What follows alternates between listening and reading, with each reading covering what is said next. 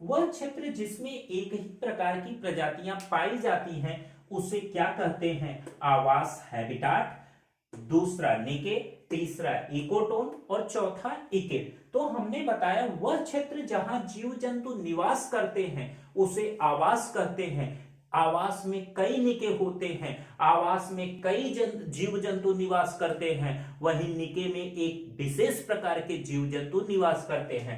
तो पूछा वह क्षेत्र जिसमें एक ही प्रकार की प्रजातियां पाई जाए उसे निके कहते हैं, और जिसमें कई प्रकार की प्रजातियां पाई जाए उसे आवास कहते हैं।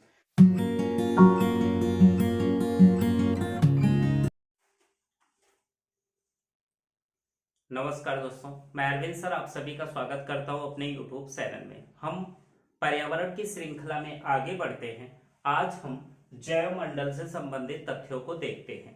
देखिए, जैव मंडल पृथ्वी के समस्त जीव तथा उनके आसपास का वातावरण जिनसे वे परस्पर क्रिया करते हैं जैव मंडल कहलाता है। पृथ्वी के समस्त जीव तथा उनके आसपास का वातावरण जिनसे वे परस्पर क्रिया करते हैं जैव मंडल कहलाता है। पृथ्वी के समस्त जीव तथा उनके आसपास का वातावरण जिनसे वे परस्पर क्रिया करते हैं जैव मंडल कहलाता है। जैव मंडल स्थल मंडल, जल मंडल और वायुमंडल का सम्मिलित भाग होता है। देखिए, जैसे स्थल मंडल है, ये स्थल मंडल है, ये आपका स्थल मंडल है। अब ये आपका जल मंडल है, ये आपका जल मंडल है, और यह जो है ये वायुमंडल है। यह वायुमंडल, यह जल मंडल और यह जो है ये स्थल मंडल है। तो हमने बताया कि स्थल मंडल, जल मंडल और वायुमंडल के सम्मिलित भाग को, स्थल मंडल, जल मंडल और वायुमंडल के सम्मिलित भाग को जैव मंडल कहते हैं। जैव मंडल, स्थल मंडल, जल मंडल और वायुमंडल के सम्मिलित भाग को जैव मंडल कहा जाता है। अब आगे देखिए,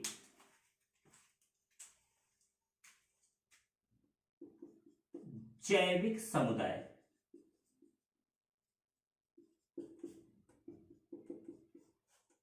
की स्टोन प्रजाति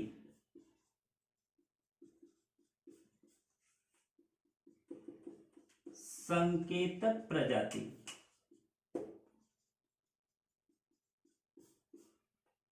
फाउंडेशन प्रजाति, फाउंडेशन प्रजाति। देखिए, जैविक समुदाय किसी क्षेत्र में निवास करने वाले समस्त जीव जो परस्पर क्रिया करते हैं जैविक समुदाय कहलाते हैं।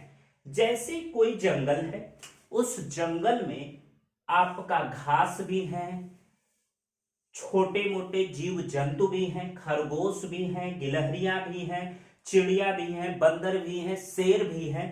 तो ये जो जीव जंतु हैं इस क्षेत्र में निवास करने वाले जैविक समुदाय कहलाते हैं।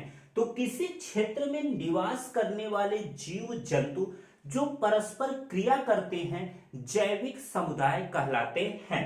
अब देखिए, की स्टोन प्रजाति, वे प्रजाति जो कम होने के बावजूद भी जैविक समुदाय को प्रभावित करती है, की स्टोन प्रजाति कहलाती है। वे प्रजाति जो कम होने के बावजूद भी पूरे जैविक समुदाय को प्रभावित करती है, की स्टोन प्रजाति कहलाती है। वह प्रजाति जो अल्पता या कम होने के बावजूद जो है, कम होने के बावजूद जो है संपूर्ण जैव समुदाय को, संपूर्ण जैव समुदाय को प्रभावित करती है, ये क्या कहलाती है? की स्टोन प्रजाति कहलाती है। देखिए, संकेतक प्रजाति, संकेतक प्रजाति जो है बहुत ही संवेदनशील होती है। जैसे ही पर्यावरण में थोड़ा बहुत परिवर्तन होता है, यह संकेतक प्रजाति जो होती हैं ये नष्ट हो जाती हैं। संकेतक प्रजाति जो है वो लाइकेन होती है। लाइकेन जो है ये वायु प्रदूषण का सबसे अच्छा सूचक होता है। एग्जाम में कई बार क्वेश्चन आपके पूछा है, वायु प्रदूषण का सबसे अच्छा सूचक क्या होता है? लाइकेन होता है। जैसे ही थोड़ा बहुत वायु प्रदूषित होती है, लाइकेन वहां से गायब हो जाते हैं। तो एग्जाम में पूछा जाता है संकेतक प्रजाति किसे कहते हैं? वे प्रजाति जो पर्यावरण के प्रति संवेदनशील होती है, अर्थात पर्यावरण में थोड़ा बहुत परिवर्तन होने से नष्ट हो जाती हैं, उन्हें हम संकेतक प्रजाति कहते हैं। संकेतक प्रजाति जो है लाइकेन है। लाइकेन जो है वायु प्रदूषण का सबसे अच्छा सूचक होती है। जहां वायु प्रदूषित होती है वहां लाइकेन नहीं पाए जाते। अगला देखिए, फाउंडेशन प्रजाति। वे प्रजाति जो अन्य जीवों के रहने के लिए जगह प्रदान करती है, वह प्रजाति जो अन्य जीवों के रहने के लिए जगह प्रदान करती है, फाउंडेशन प्रजाति कहलाती है। जैसे मूंगा। मूंगा जो है एक जलीय जीव होता है जिसका बाहरी आवरण कैल्शियम कार्बोनेट का बना होता है। जब मूंगा मर जाते हैं तो इनके बाहरी आवरण परस्पर इकट्ठा होते होते एक भित्ति का निर्माण करते हैं जिन्हें प्रवाल भित्तियां कहते हैं। तो मूंगा चट्टान से ही प्रवाल भित्तियां बनती हैं और भारत में 4 जगह ये प्रवाल भित्तियां पाई जाती हैं। भारत में 4 जगह प्रवाल भित्तियां पाई जाती हैं। पहला जगह देखिए अंडमान निकोबार, अंडमान निकोबार। दूसरा है लक्षद्वीप। तीसरा है कच्छ का रण, कच्छ का रण। और चौथा है मन्नार की खाड़ी, मन्नार की खाड़ी। तो हमने बताया कि जैविक समुदाय क्या होता है? किसी क्षेत्र में निवास करने वाले जीव जंतुओं की संख्या जो परस्पर क्रिया करती हैं, जैविक समुदाय कहलाती हैं। कीस्टोन प्रजाति। वे प्रजाति जो कम होने के बावजूद संपूर्ण जैव समुदाय को प्रभावित करती हैं, वह कीस्टोन प्रजाति कहलाती हैं। संकेतक प्रजाति। वे प्रजाति जो पर्यावरण के प्रति काफी संवेदनशील होती हैं, संकेतक प्रजाति कहलाती हैं। जैसे लाइकेन। लाइकेन जो है वायु प्रदूषण का सबसे अच्छा सूचक होता है। लाइकेन जो है वायु प्रदूषण का सबसे अच्छा सूचक होता है। यह कवक और शैवाल से बना होता है, कवक और शैवाल से बना होता है। अगला फाउंडेशन प्रजाति। वे प्रजाति जो अन्य के रहने के लिए जगह देती हैं, उन्हें फाउंडेशन प्रजाति कहते हैं। जैसे मूंगा। मूंगा जो है प्रवाल भित्ति का निर्माण करती हैं। भारत में 4 जगह प्रवाल भित्तियां पाई जाती हैं। अंडमान निकोबार द्वीप समूह, दूसरा लक्षद्वीप, तीसरा कच्छ का रण और चौथा मन्नार की खाड़ी। ये क्वेश्चन आपके एग्जाम में पूछा है कि भारत में प्रवाल भित्तियां कहां पाई जाती हैं? तो अंडमान निकोबार में, लक्षद्वीप में, कच्छ के रण में और मन्नार की खाड़ी में। अब हम आगे बढ़ते हैं। देखिए, आवास, निके, इकोटोन,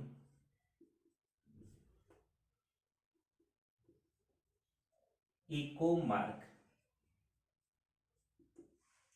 देखिए, आवास क्या होता है? वह क्षेत्र जहां जीव जंतु निवास करते हैं उसे आवास कहते हैं। वह क्षेत्र जहां जीव जंतु निवास करते हैं आवास कहते हैं। आवास में कई निके होते हैं। जैसे ये कोई जंगल है, इस जंगल में कई जीव जंतु निवास करते हैं और यह पूरा जंगल जो है आवास हो गया। इस आवास में कई निके होते हैं। आवास में कई निके होते हैं। जैसे जंगल के अंदर ही गुफा है जिसमें शेर हैं, तालाब है जिसमें मछलियां हैं, ये पेड़ पौधे हैं जिसमें आपके चिड़िया, ये बंदर वगैरह रहते हैं। तो ये संपूर्ण जो जंगल है ये आवास हो गया। और ये छोटे छोटे भाग जहां एक पर्टिकुलर जीव रहते हैं, जैसे ये आपका जो गुफा है, गुफा में शेर रहता है, जो तालाब में मछलियां हैं, तो ये छोटे छोटे जो भाग हो गए ये निके कहलाते हैं। तो हमने आवास देखा कि वह क्षेत्र जहां जीव जंतु निवास करते हैं क्या कहलाता है? आवास कहलाता है। आवास में कई निके होते हैं, आवास में कई निके होते हैं। अब देखिए आगे, इकोटोन। इकोटोन को संक्रमिका भी कहते हैं। इकोटोन वह क्षेत्र जहां दो समुदाय आपस में मिलते हैं, वह क्षेत्र जहां दो समुदाय आपस में मिलते हैं के बीच के संक्रमण क्षेत्र को संक्रमिका या इकोटोन कहते हैं। वह क्षेत्र जहां दो जैविक समुदाय आपस में मिलते हैं। जैसे देखिए ये घास है और इधर जो है बड़े बड़े पेड़ पौधे हैं, बड़े बड़े पेड़ पौधे हैं। तो अब ये घास और पेड़ पौधों के बीच का जो ये संक्रमण क्षेत्र है, इस संक्रमण क्षेत्र को संक्रमिका या इकोटोन कहते हैं। तो इकोटोन क्या हो गया? दो जैविक समुदायों के बीच के संक्रमण क्षेत्र को इकोटोन या संक्रमिका कहते हैं। इस क्षेत्र में दोनों समुदायों के जीव मिलते हैं। इन क्षेत्र में दोनों समुदायों के जीव मिलते हैं तथा यहां तनाव का क्षेत्र उत्पन्न होता है और इस प्रभाव को कोर प्रभाव कहते हैं। तो इकोटोन क्या होता है कि दो जैविक समुदायों के बीच के जो संक्रमण क्षेत्र होता है उसे संक्रमिका या इकोटोन कहते हैं। इकोटोन जो हो वहां दोनों समुदाय के जीव पाए जाते हैं और यह तनाव भरा क्षेत्र होता है। इस प्रभाव को कोर प्रभाव कहते हैं। अगला इको मार्क देखिए। इको मार्क जो है एक चिन्ह है जो भारत सरकार द्वारा ऐसी वस्तुओं के निर्माण पर दिया जाता है जो पर्यावरण के अनुकूल हों। अगर कोई वस्तु पर्यावरण के अनुकूल है, पर्यावरण के अनुकूल है, पर्यावरण से उससे कोई हानि नहीं होती है, तो उस वस्तु पर भारत सरकार द्वारा इको मार्क दिया जाता है। तो इको मार्क जो है उन वस्तुओं पर दिया जाता है जो पर्यावरण अनुकूल हो, पर्यावरण अनुकूल हो। अब हम आगे बढ़ते हैं, अब हम आगे बढ़ते हैं। पर्यावरण से संबंधित प्रमुख दिवस 2 फरवरी, 3 मार्च, 20 मार्च, 21 मार्च, 22 मार्च, 23 मार्च, 22 अप्रैल, 5 जून, 29 जून, 29 जुलाई, 16 सितंबर, 5 दिसंबर। देखिए 2 फरवरी, 2 फरवरी को आर्द्र भूमि दिवस मनाया जाता है। 2 फरवरी को विश्व आर्द्र भूमि दिवस मनाया जाता है। 2 फरवरी को प्रतिवर्ष विश्व आर्द्र भूमि दिवस मनाया जाता है। 3 मार्च, 3 मार्च को विश्व वन्य जीव दिवस मनाया जाता है। वन्य जीव दिवस मनाया जाता है। ये क्वेश्चन एनटीपीसी 2020 में पूछा था कि विश्व वन्य जीव दिवस कब मनाते हैं? तो प्रतिवर्ष 3 मार्च को विश्व वन्य जीव दिवस मनाते हैं। देखिए 20 मार्च, 20 मार्च को गौरैया दिवस मनाते हैं। तो प्रतिवर्ष गौरैया दिवस कब मनाते हैं? तो प्रतिवर्ष 20 मार्च को गौरैया दिवस मनाते हैं। अगला देखिए 21 मार्च, तो गौरैया वन पे रहती है, तो 21 मार्च को प्रतिवर्ष विश्व वन दिवस मनाते हैं। तो विश्व वन दिवस जो है प्रतिवर्ष 21 मार्च को मनाया जाता है। अगला देखिए 22 मार्च। 22 मार्च को जल दिवस मनाते हैं। प्रतिवर्ष 22 मार्च को विश्व जल दिवस मनाते हैं। देखिए 23 मार्च। 23 मार्च को विश्व मौसम विज्ञान दिवस मनाते हैं। प्रतिवर्ष 23 मार्च को विश्व मौसम विज्ञान दिवस मनाया जाता है। प्रतिवर्ष 23 मार्च को विश्व मौसम विज्ञान दिवस मनाते हैं। 22 अप्रैल। 22 अप्रैल को पृथ्वी दिवस मनाते हैं। विश्व पृथ्वी दिवस जो है प्रतिवर्ष 22 अप्रैल को मनाया जाता है। अगला 5 जून। 5 जून को विश्व पर्यावरण दिवस मनाते हैं।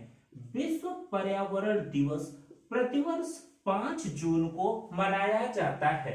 आज ही के दिन 5 जून 1972 में यूएनईपी की स्थापना हुई थी, इसलिए प्रतिवर्ष 5 जून को विश्व पर्यावरण दिवस मनाया जाता है। देखिए 29 जून। 29 जून को प्रतिवर्ष विश्व उष्णकटिबंधीय दिवस मनाते हैं। उष्णकटिबंधीय दिवस मनाते हैं। ये क्वेश्चन एसएससी में कई बार पूछा है कि विश्व उष्णकटिबंधीय दिवस जो है कब मनाते हैं, तो प्रतिवर्ष 29 जून को विश्व उष्णकटिबंधीय दिवस मनाते हैं। अगला 29 जुलाई।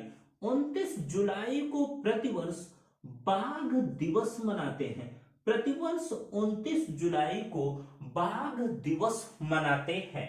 अगला 16 सितंबर।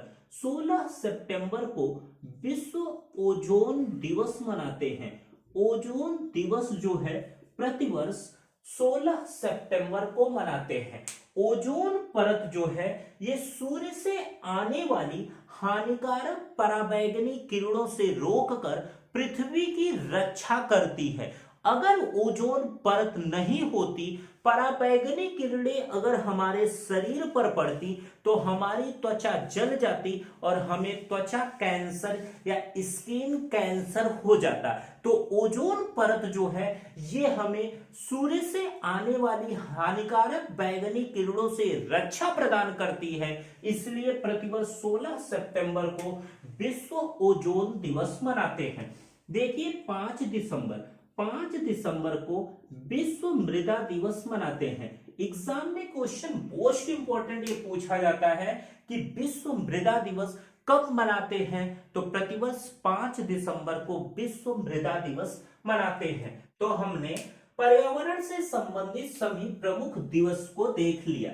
देखिए 2 फरवरी को विश्व आर्द्र भूमि दिवस, 3 मार्च को विश्व वन्य जीव दिवस, 20 मार्च को गौरैया दिवस, 21 मार्च को वन दिवस, 22 मार्च को विश्व जल दिवस, 23 मार्च को विश्व मौसम विज्ञान दिवस, 22 अप्रैल को विश्व पृथ्वी दिवस, 5 जून को विश्व पर्यावरण दिवस, 29 जून को विश्व उष्णकटिबंधीय दिवस, 29 जुलाई को विश्व वाघ दिवस, 16 सितंबर को ओजोन दिवस और 5 दिसंबर को विश्व मृदा दिवस मनाया जाता है।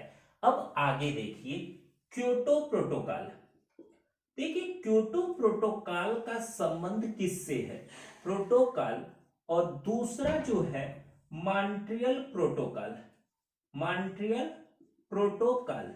देखिए क्योटो प्रोटोकॉल का संबंध कार्बन डाइऑक्साइड के उत्सर्जन से है। क्योटो प्रोटोकॉल जो है ये कार्बन डाइऑक्साइड के उत्सर्जन से संबंधित है, वहीं मॉन्ट्रियल प्रोटोकॉल जो है ये ओजोन परत संरक्षण से संबंधित है।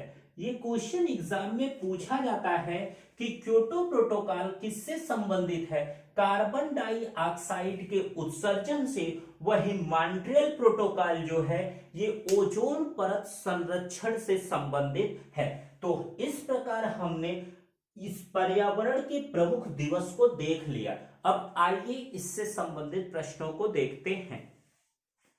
देखिए, पहला क्वेश्चन है, दो भिन्न समुदायों के बीच का संक्रांति क्षेत्र क्या कहलाता है? Ecotype, ecad, ecosphere, ecotone. तो हमने बताया है कि दो भिन्न समुदायों के बीच का जो क्षेत्र होता है उसे इकोटोन या संक्रमिका कहते हैं। तो ऑप्शन इकोटोन सही हो जाएगा। अगला देखिए, वे प्रजाति जो पारिस्थितिकी हानि से तुरंत अप्रभावित होती हैं क्या कहलाती हैं? एनटीपीसी 2020 का क्वेश्चन है, वे प्रजाति जो पारिस्थितिकी हानि से तुरंत प्रभावित होती है क्या कहलाती हैं? कि स्टोन प्रजाति, संकेतक प्रजाति, फाउंडेशन प्रजाति या अम्ब्रेला प्रजाति। तो हमने बताया है वे प्रजाति जो पारिस्थितिकी हानि से तुरंत प्रभावित होती हैं संकेतक प्रजाति कहलाती हैं। जैसे लाइकेन, लाइकेन वायु प्रदूषण के प्रति एक अच्छा सूचक होता है। जहां वायु प्रदूषित होती है वहां लाइकेन नहीं पाया जाता है। अगला, सर्वाधिक जैव विविधता किसमें पाई जाती है? उष्णकटिबंधीय वर्षा वन में, पर्णपाती वन में, घास स्थलों में या मरुस्थलों में। तो हमने बताया है कि जैव समुदाय जो होता है किसी क्षेत्र में निवास करने वाले जीवों की संख्या जैव समुदाय कहलाती है। जितना ज्यादा जीवों की संख्या होगी उतना ही ज्यादा जैव विविधता या बायोडायवर्सिटी होगी। तो जैव विविधता जिसमें जीव ज्यादा पाए जाएंगे वहां ज्यादा पाई जाएगी। तो ऑप्शन देखिए, उष्णकटिबंधीय वर्षा वन, पर्णपाती वन, घास या मरुस्थल में। तो उष्णकटिबंधीय वर्षा वन में तमाम जीव जंतु पाए जाते हैं, इसलिए जैव विविधता जो है इस उष्णकटिबंधीय वर्षा वन में सबसे ज्यादा पाई जाती है। अगला, वह क्षेत्र जिसमें एक ही प्रकार की प्रजातियां पाई जाती हैं उसे क्या कहते हैं? आवास, हैबिटाट। दूसरा निके, तीसरा इकोटोन और चौथा इकेड। तो हमने बताया वह क्षेत्र जहां जीव जंतु निवास करते हैं उसे आवास कहते हैं। आवास में कई निके होते हैं, आवास में कई जीव जंतु निवास करते हैं, वहीं निके में एक विशेष प्रकार के जीव जंतु निवास करते हैं। तो पूछा वह क्षेत्र जिसमें एक ही प्रकार की प्रजातियां पाई जाए उसे निके कहते हैं, और जिसमें कई प्रकार की प्रजातियां पाई जाए उसे आवास कहते हैं। देखिए, इको मार्क किससे संबंधित है? यूपी टेट का क्वेश्चन है। शुद्ध एवं मिलावट रहित वस्तु से, प्रोटीन से समृद्ध वस्तु से, पर्यावरण के प्रति मैत्रीपूर्ण वस्तु से, कि इसमें से कोई नहीं। तो हमने बताया कि इको मार्क भारत सरकार द्वारा ऐसे वस्तु को दिया जाता है जो पर्यावरण के प्रति अनुकूल हो, पर्यावरण के प्रति मैत्रीपूर्ण हो। तो ये आपका इको मार्क जो है पर्यावरण के प्रति मैत्रीपूर्ण या अनुकूल वस्तुओं को दिया जाता है। अब आगे देखिए, अगला क्वेश्चन है, विश्व वन्य जीव दिवस मनाया जाता है। एनटीपीसी 2020 का क्वेश्चन है, विश्व वन्य जीव दिवस मनाया जाता है 2 फरवरी, 3 मार्च, 29 जून, 20 मार्च। तो हमने बताया है विश्व वन्य जीव दिवस प्रतिवर्ष 3 मार्च को मनाया जाता है। अगला, निम्न में से कौन सुमेलित नहीं है? बीपीएससी का क्वेश्चन है, कौन सुमेलित नहीं है? आर्द्र भूमि दिवस 2 फरवरी, ओजोन दिवस 16 अक्टूबर, मृदा दिवस 5 दिसंबर और बाघ दिवस 29 जुलाई। तो देखिए, हमने पढ़ा विश्व आर्द्र भूमि दिवस 2 फरवरी सही है, ओजोन दिवस 16 सितंबर को मनाया जाता है, तो यह सुमेलित नहीं है। मृदा दिवस सही है 5 दिसंबर और बाघ दिवस 29 जुलाई सही है, लेकिन ओजोन दिवस जो है यह 16 सितंबर को मनाया जाता है, जो कि गलत है। तो पूछा था कौन सुमेलित नहीं है, तो ओजोन दिवस हो जाएगा। यह 16 अक्टूबर नहीं बल्कि 16 सितंबर को मनाया जाता है, 16 सितंबर को मनाया जाता है। अगला, विश्व पृथ्वी दिवस कब मनाया जाता है? यूपी टेट का क्वेश्चन है। 22 मार्च, 22 अप्रैल, 24 अप्रैल या 21 मार्च को। तो हमने बताया विश्व पृथ्वी दिवस जो है ये प्रतिवर्ष 22 अप्रैल को मनाया जाता है। बाकी सबको देखिए 22 मार्च को जल दिवस, 24 अप्रैल को पंचायती राज दिवस, वहीं 21 मार्च को वन दिवस मनाया जाता है। देखिए क्योटो प्रोटोकॉल किससे संबंधित है, यूपीपीसीएस का क्वेश्चन है। कार्बन डाइऑक्साइड उत्सर्जन से कि प्लास्टिक अपशिष्ट से, ओजोन संरक्षण से या जैव विविधता से। तो हमने बताया कि क्योटो प्रोटोकॉल जो है ये कार्बन डाइऑक्साइड के उत्सर्जन से संबंधित है। अगला क्वेश्चन, मॉन्ट्रियल प्रोटोकॉल किससे संबंधित है? ऑप्शन कार्बन डाइऑक्साइड उत्सर्जन से, प्लास्टिक अपशिष्ट से, ओजोन संरक्षण से या प्रदूषण से। तो हमने बताया कि मॉन्ट्रियल प्रोटोकॉल जो है यह ओजोन संरक्षण से संबंधित है। मॉन्ट्रियल प्रोटोकॉल ओजोन संरक्षण से संबंधित है, वहीं क्योटो प्रोटोकॉल कार्बन डाइऑक्साइड के उत्सर्जन से संबंधित है। तो हमने इससे संबंधित सभी प्रश्नों को देख लिया। अब मिलते हैं अगली वीडियो में किसी नए टॉपिक्स के साथ। अगर वीडियो अच्छी लगी हो तो इसे ज्यादा से ज्यादा लाइक करिए, शेयर करिए और सब्सक्राइब करिए। धन्यवाद।